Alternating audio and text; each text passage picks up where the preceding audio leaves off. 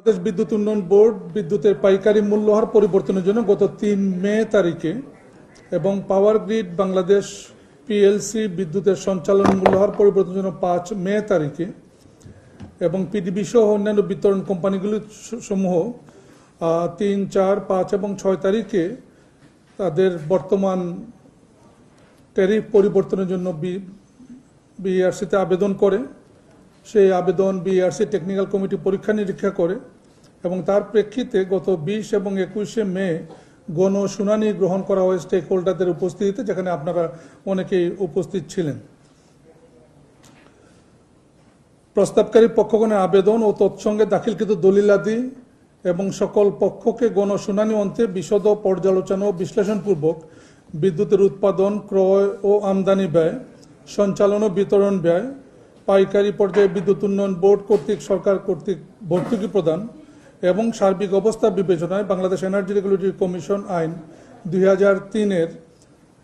ধারা ২২-এর খ এবং ৩৪-এ প্রদত্ত ক্ষমতা বলে কমিশন বিদ্যুতের পাইকারি, সঞ্চালন এবং খুচরা মূল্যহার নিম্নবর্ণিত হারে পুনর্নির্ধারণ করেছে। বিদ্যুতের একক ক্রেতা হিসাবে বাংলাদেশ বিদ্যুৎ উন্নয়ন বোর্ডের বিদ্যুৎ উৎপাদন ও ক্রয়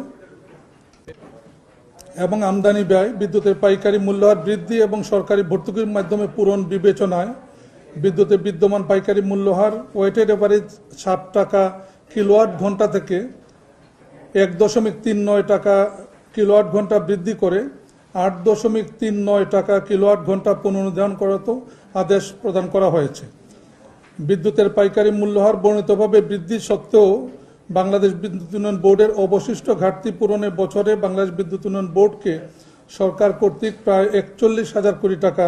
ভর্তুকি প্রদানের প্রয়োজন হবে এই মূল্য বৃদ্ধির পরেও।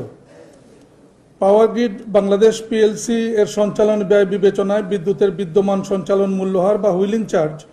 ওয়েটেড এভারেজ 0.3135 টাকা কিলোওয়াট ঘন্টা থেকে 0.0751 টাকা কিলোওয়াট ঘন্টা বৃদ্ধি করে 0.3886 টাকা কিলোওয়াট ঘন্টা পুনর্নির্ধারণ করতে আদেশ প্রদান